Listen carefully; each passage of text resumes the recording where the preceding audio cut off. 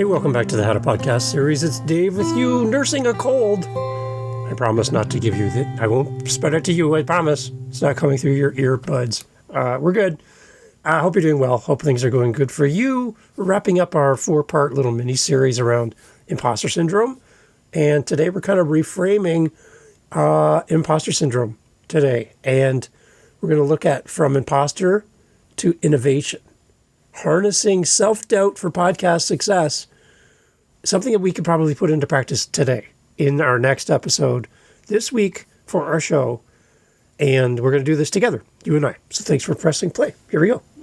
Whenever we talk about imposter syndrome, it's usually in the context of a hindrance, something that blocks us, something that keeps us from moving forward, something that stands in our way or redirects us from our path or makes us feel like we're not qualified or good enough to do whatever it is in front of us. And for us, it's about a podcast. We can transform this hindrance feeling into a powerful catalyst for growth and innovation in our podcast. There's a story about Natalie Dawson, who's a co-founder of Cardone Ventures, and which exemplifies this kind of transformation. At 23, she found herself in a high-level leadership position, feeling like an imposter. However, she turned this self-doubt into a driving force for continuous learning and improvement.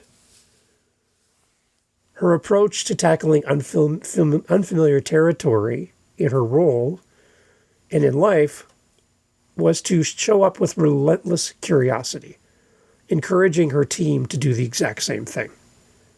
This whole idea about not knowing everything about the topic or what you're doing or not being perfect at it yet seems to hold people back. But I love the idea that not knowing everything could actually be your superpower. Not knowing how to do all the things could actually be something that makes your audience feel closer to you because they identify with your story, your journey, your growth, and they want to watch you succeed. They want to support you. So not knowing everything can actually be a good idea and a good thing and a good tool for you to focus on instead of what you don't know, focus on how you're growing and the innovation that it takes to get past the things that you don't know, which cause your imposter syndrome. We can also use self-doubt as a motivation for thorough research and preparation. Self-doubt can actually serve as a powerful motivator. And it can really help you with the preparation for your show and the execution of your podcast. The feeling of uncertainty is kind of the thing that comes before any type of growth.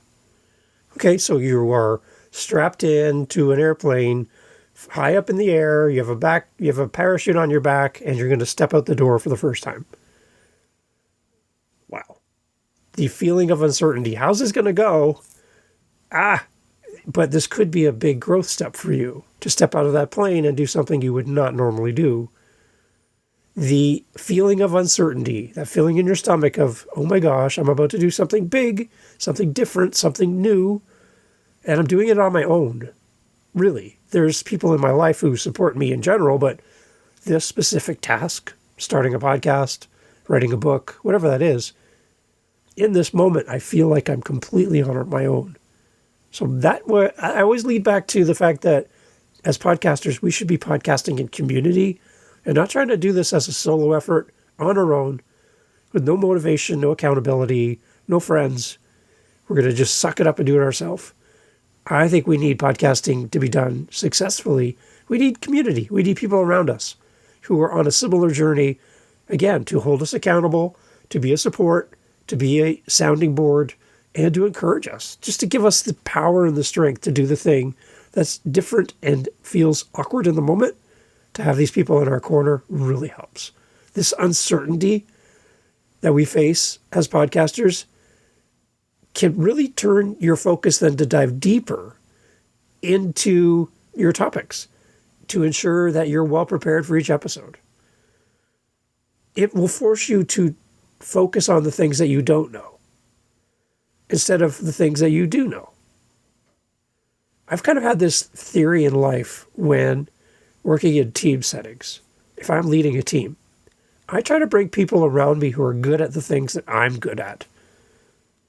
Usually we try to bring people on our team that are good at the things that we're terrible at. And what happens when we bring people on our team that are good at the things that we're bad at is that we never learn or get better at the things that we're bad at because somebody else can do it better than we can. And when we bring people into our life who are better, who are great at things that we're great at, it's really easy to monitor their growth and monitor how they're doing because we know intimately what it takes to be good at that role because we're really good at it. And it affords us the time to go back to school, take courses, learn about the things that we're not good at so that we can get better at it. I think in podcasting, that's the same thing. Instead of focusing on all the things that you're great at, focus on the things that need development. And how do you know that?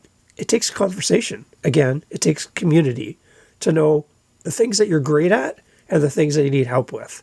And if you could do that at a safe space with other people just like you, I think you're going to see more growth. And it's going to really attack that inner critic, and it's going to attack that imposter syndrome that you're wrestling with right now, just by getting in with other people. One thing that listeners love about podcasts is that the host is a real person. There's no facade. There's no fake exterior. It's really connecting with the person on the mic. And we build community around them, and we feel like we know them because they're part of our daily routine or weekly routine. And what people love as a listener of podcasts is when a podcaster gets vulnerable. And vulnerability in podcasting can forge a stronger connection with listeners than being fake or perfect or unattainable on the mountain looking down on all the common folks down below. When we become more vulnerable, it allows people to connect with us in a deeper way.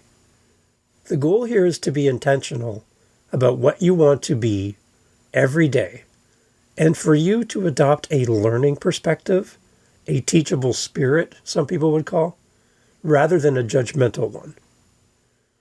This approach allows podcasters to share personal stories and challenges, inviting listeners to engage on a deeper, more personal level. You show a little bit more of yourself. And to many of us, especially introverts like myself, that's a big thing, to put yourself out there in front of others without the answers and just say, here's what I'm working through. And does this resonate with you as a listener? Because most likely it's going to. Your imposter syndrome journey, your inner critic that you're wrestling with, could be the primary source of your content. It could be the thing that you start with and that you share. And let people know that you feel like a fraud. You feel like you're not as good as someone else. You feel like good things don't happen to me. And share that with people because there's someone listening to your voice who also feels the same way that you do. And in a world of perfection and Instagram highlights and everyone showing their best of their best, nobody shows the dirty sink and dishes piled up on the counter. Nobody shows you the dirty laundry basket overflowing with clothes because nobody knows how to carry them downstairs. Nobody shows you that stuff. Nobody shows you the messy day-to-day. They only want to show you the good stuff. So by you showing your life in a vulnerable state and saying, I don't have it all together, but I'd like to work with you and be a source for you so that you have the permission to live your life as you should. And I'd love to be an example to you, to encourage you to be like me and live your life out loud. So what are some strategies for turning a perceived weakness into a unique podcasting strength for your show? What is a perceived weakness? It's something that can be transformed into a unique strength. It's what you think you're bad at. It's what you think you are not a success in, is a perceived weakness. When you're wrestling with a perceived weakness, ask yourself this question. Is it true? Like, am I truly weak in this area? And also ask yourself, can I absolutely know that it's true? Like, is this really a truly something I need to work on? Or is this something that I need to move past? By applying this method to podcasting, creators can turn their self-doubt into a unique perspective that really resonates with listeners who may be experiencing the same feelings that you are. And to further strengthen our connections with listeners, a podcaster can engage beyond episode by actively participating in social media discussions, valuing and acting on feedback, and organizing listener-centric events like, let me think, our meetup group that we have that you're welcome to come and join, hosting Q&A sessions or virtual meetups. These are great ways for you to get outside of your circle and to realize you're not alone, and to realize that there's a lot of people who wrestle with the exact same things that you're wrestling with. You are not alone in this. And again, going back to community, by building a community around you as a creator, no matter what you make, YouTube videos, social media posts, a podcast, however you show up in this world and however you want to reach your community, you are going to come face to face with somebody looking at you in the mirror who tells you that you're not good enough to do this, that somebody's better, that you're not going to have success, that nobody's going to care about what you have to say. And in that moment, you have a choice to agree with the image staring you down in the mirror and to relent to their opinion of you. Or you surround yourself with people who, just like you, struggle and battle every day, but also will lift you up, encourage you, build you up, give you strength, so that you know you're not alone. If that's you, and you're like, I'm done with this whole wrestling with that inner critic and that person that's throwing all that hate at me in the mirror, then it's time for you to meet some of my friends. To meet some of my friends on Meetup, other listeners of the show, people that have been in contact with the show, past guests, and you could come on and meet them in person and build up a community around your podcast. I'm doing this meetups, not just to have a meetup, but I want to demonstrate to you what it's like to build a community around your podcast. And I want you to steal my idea. I want you to create a meetup or whatever you're going to do. But I want you to create a place where your listeners can come and interact with you as the host. And not where you just talk to them and they passively listen to you, go on and on and on. Those aren't interactive. Those are just a person just dumping on a bunch of people their thoughts, and then it's over. I love an intimate conversation where everyone gets the opportunity to talk, everyone gets to encourage each other, and everyone finds support, where it's not focused on a single person and building up their email list or making them famous. It's about you. So if you're interested, head over to howtopodcast.ca. There's a meetup button on my page. Click it. It takes you over to meetup.com, and you can come and join in with a conversation for free. It doesn't cost you anything. And come and meet some great podcasters, especially if you, like me, battle with this inner critic that tells you you're not good enough. Your podcast isn't as great as someone else's. You're not as successful. You don't have the numbers. You don't have the emails. You feel like you're talking into the void. What if you could meet somebody who also feels the same way as you and you could do podcasting in community? Wouldn't that be helpful? howtopodcast.ca. Come and join us. We'd love to have you there. Thanks for listening. And if you have any questions around this imposter syndrome, over the last 4 episodes, we kind of focused on it. I would love to have a conversation with you. Let's just talk. It goes beyond podcasting. It goes to our own opinion of ourselves and how we can help each other. And like I said, I still wrestle with this. I still wrestle with the fact that my show doesn't show up in a top 10 list of podcasts about podcasting. Would I like that? Yeah, I would love that. But it just tells me I got to work harder. It tells me I got to meet more people and keep going. Because those other shows that show up on that top 10 list, most of them don't even exist anymore. They don't even have new episodes. So I know I'm not competing against them. I'm just trying to find my spot so I can help more people. And if you can help me share the show then maybe we can help more podcasters. And I'd love to be a part of that. So again, howtopodcast.ca. Thanks for listening. And remember, that image looking at you in the mirror is not the true image of who you are.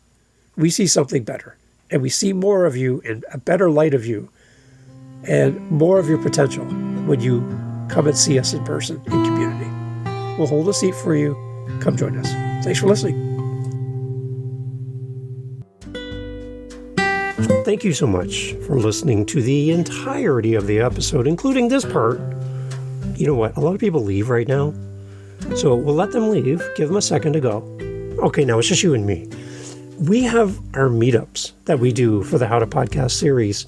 We do them during the week, and we also do them on Saturdays. So twice a week, you have the opportunity to meet other podcasters, just like you. Some people have just started. Some people haven't even released an episode yet.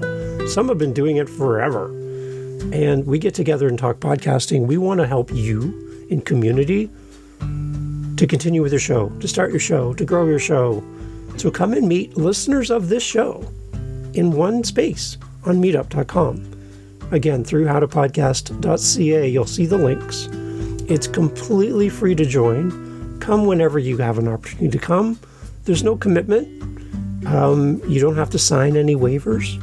You can just come join us. Come join the conversation. We'd love to have you there, because the only thing that's going to make these meetups better is you being there. So I'm hoping you will say yes. And you'll say, Dave, I'm tired of podcasting by myself.